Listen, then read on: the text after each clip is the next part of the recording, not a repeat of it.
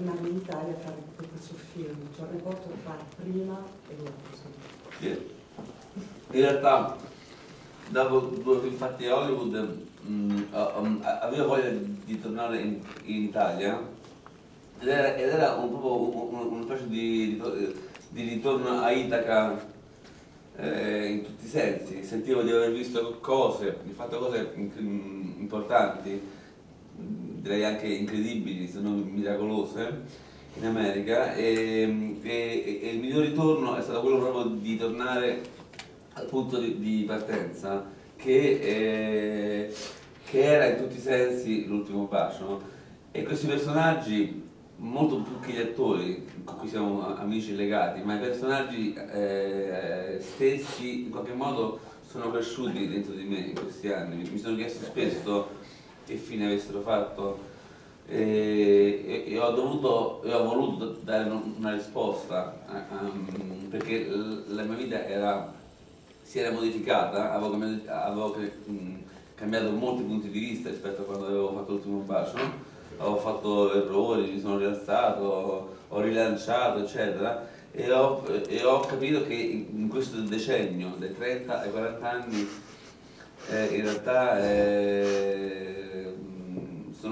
sono accadute a me moltissime cose, e credo che sia un decennio molto molto importante proprio nell'arco dell'esistenza umana, e credo che fare dei film come questi a distanza di 10 anni possa riprodurre in qualche modo i meccanismi della vita stessa e di quanto ci possiamo contraddire, quanto i nostri sogni possono essere disillusi e quanto possiamo imparare invece ad accettarci e a conoscerci.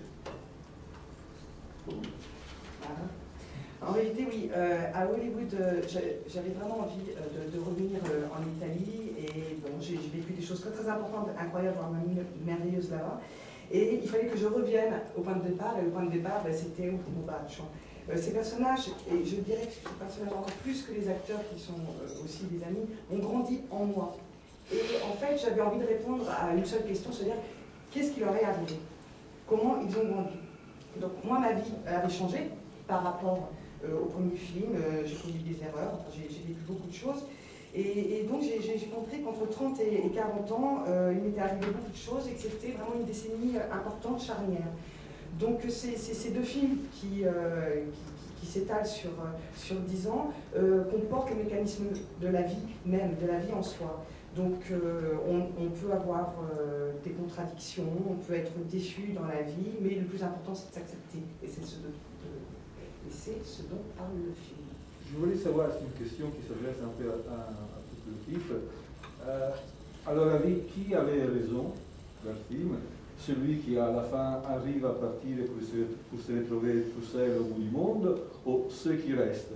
Parce que finalement, on ne vit pas très mal à Rome, à part, sauf erreur de ma part, il y a juste une allusion au chômage et aux boîtes qui est sensible du personnel. Il y a juste une allusion à quelqu'un qui avait commencé à voter Gianfranco Fini, mais on vit toujours à Trastevere et on arrive à s'égarer. La vie n'a pas l'air d'être aussi misérable que ça en Italie en 2010. Avete capito? Io no. No. Una domanda per tutti voi, insomma, chi ha ragione nel film? Marco Cocci che se ne va, oppure quelli che rimangono? Perché lui sta dicendo, il giornalista, che a parte un'allusione fatta alla disoccupazione, magari a uno che vota Fini, la vita sembra tranquilla a Roma. Quindi chi ha ragione? Rimanere o scappare? C'est pas une question d'argent. C'est pas une question d'argent, c'est pas une question de politique, surtout dans ce film, ici.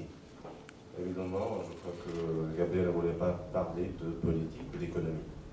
Mais je ne crois pas qu'avoir mon appartement ou avoir des argents, ça veut dire être